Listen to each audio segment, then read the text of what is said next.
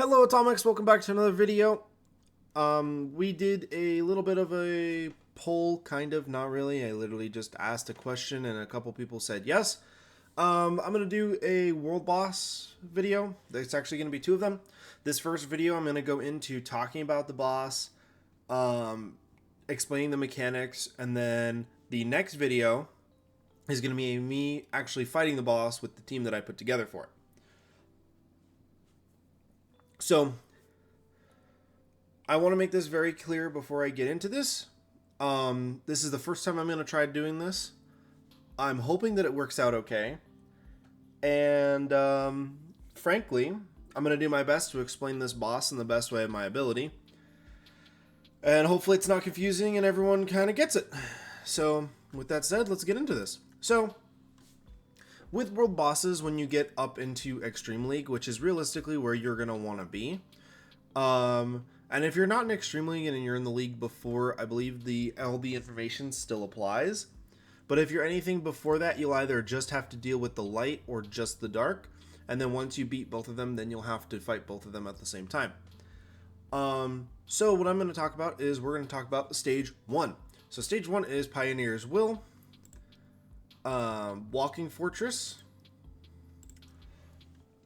and it has some pretty beefy stats. And remember, every time you deplete its health bar, it just gets more health.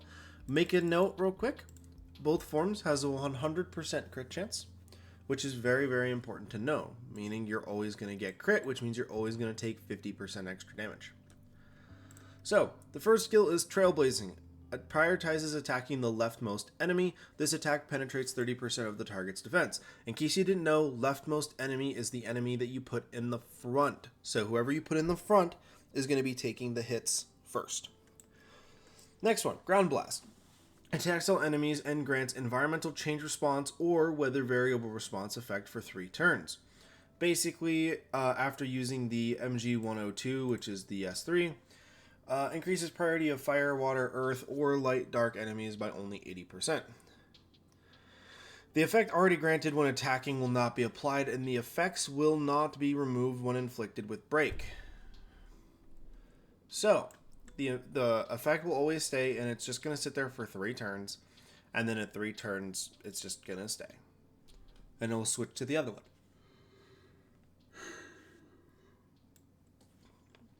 S3 is the MG102 Pioneer Cannon. Attacks all enemies, penetrates 30% of the target's defense, and then according to unique buff, it will do an effect. This one increases the priority of the enemy, of your team.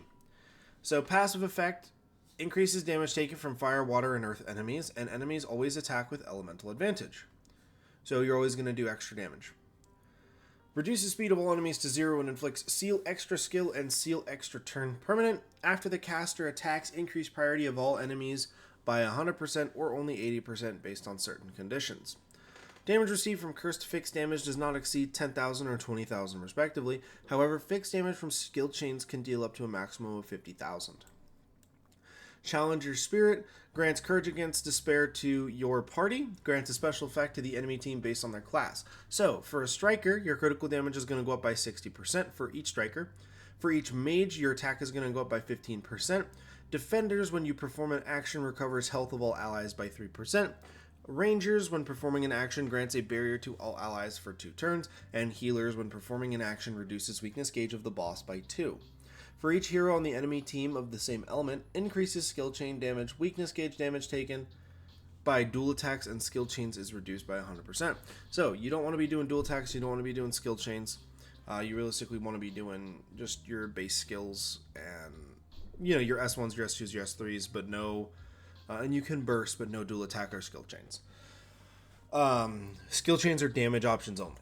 I do want to point out the immunities. He's immune to Stun, Frozen, Petrified Silence, and Reduced Defense, so we can't reduce his defense any more than we already have. So, once you deal with this guy, and you do 1.2 million damage, you then have to deal with this guy, which is just a much stronger version of it. So, the S1 is the same, the S2 is the same, except the S2 increases skill cooldowns of the target by 1 turn. And if you notice, the remove detection interference and exclude unknown variables at the start of the turn increases the skill cooldowns of light dark enemies by 1 turn. When you use emergency protocol extermination, which is the S3, inflicts instant death on fire water earth / dark light if you have the other effect. And then this one is also removing all buffs, so you can't even put an invulnerability shield in front of it. You still take it. And it is instant death.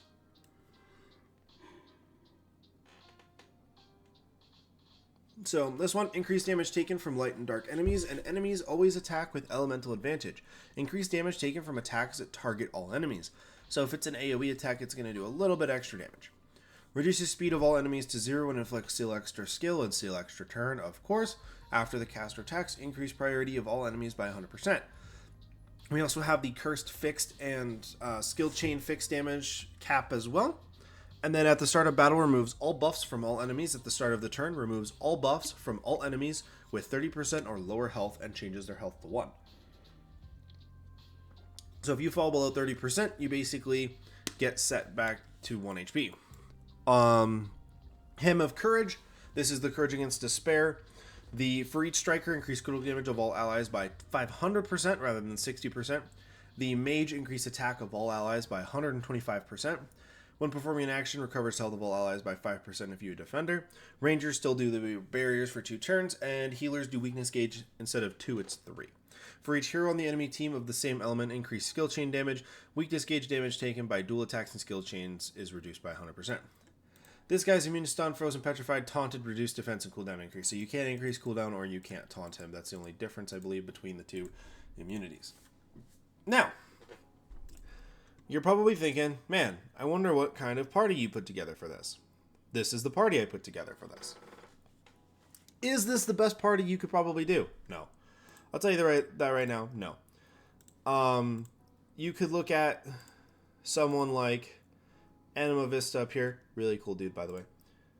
This is the team that they are using. The reason why they're using this team is because essentially what you do is you use these 4. You whittle down the boss as much as possible. And then when the boss is able to nuke your team, you switch to these guys. And then when you switch to these guys, you switch back. And then, of course, they are doing 608,000 points of damage on a break. I'm not doing nearly as much.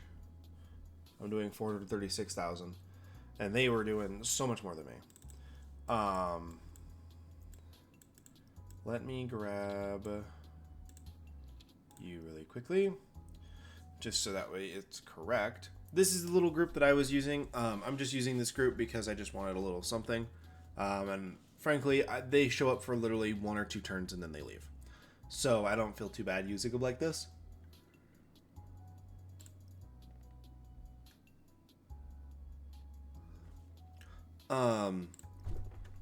So yeah. But essentially what your team is the reason why I have Gnosis Dahlia in front is because if he's always going to crit, it's always going to proc Gnosis Dahlia's crit counterattack. And that's what we're trying to go after here. So trying to go after that. I'm also using a Prima Vista. The reason why I'm using this is because when she counterattacks, then we get a barrier. And that barrier is super, super helpful. Being able to have that barrier is what allows her to basically sit there and to keep taking hits and dishing it back. Because if you look at her health, she has 10,360 health. And Untouchable one means that they can't do more than 70% of her max health. So 70% of 10,000 is roughly 7,000. It's like 7,250, I believe. And then this gives her 100% of her attack. So it's a 6,000 attack barrier, which means they can at most do like 1,000 damage to her after the barrier's up, which is not a lot of damage. It's really hard to whittle that down. But this is why I'm using her. But I noticed that when Deadly Ice, when we have this, we don't need Prima Vista anymore.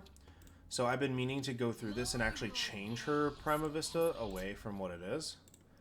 And actually change it to something else.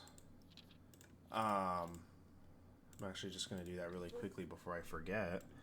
And I could do this Death's Hold. This Death's Hold's not a bad idea. It would fix a lot of our problems. Yeah, I'll do that for now.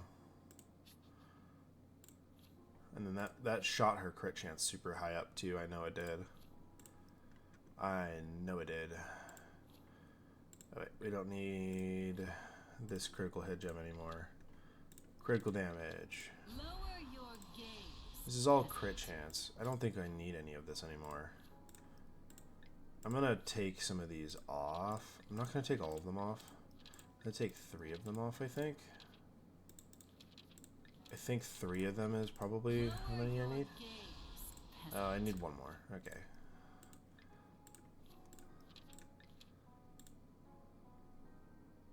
Come on, game. I clicked too many buttons too quickly. I didn't like that. There we go. Come on. There you go.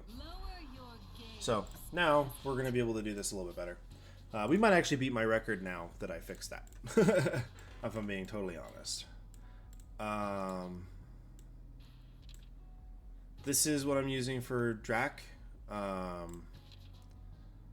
Lower accuracy. So I believe this boss has 251, so we're going to do extra damage in the first half, but then we won't be able to keep up in the second half. But that's what Drac is for. We're going to try to blitz through that first half as fast as possible. But essentially, Gnosis Dahlia counterattacks everything. Demi Luna hits like a fucking truck. Drakon constantly leaves those curse debuffs, which is going to be really annoying to deal with. And it's going to just keep chipping away the boss. The more attacks she gets off, the better. And then Meva is here to just keep general sustain on everybody to make sure nobody dies. This little group is somewhat bulky, and their entire existence is to literally show up, not die, and then leave. That way, they basically show up, they attack 1 turn, and then they dip. That way we can go back to the main team on this side. This is why this side isn't really built as well, is because this side is honestly just a little bit better. So, I'm actually going to leave this video here, and I'm going to immediately go into the combat of the world boss. That way I can go straight into that and maybe give a better explanation. Because reading the boss skills isn't as helpful as me just going into it and doing it, and then showing you the method and why I'm doing what I'm doing. So I'm going to leave this video here. I'll see you guys in the next one. Please, if I remember correctly, I'll leave it in the description. That way you can just immediately click to it. If I remember. But I might not remember. And I apologize if I don't remember. Bear with me, please. I'll see you in the next one. See ya.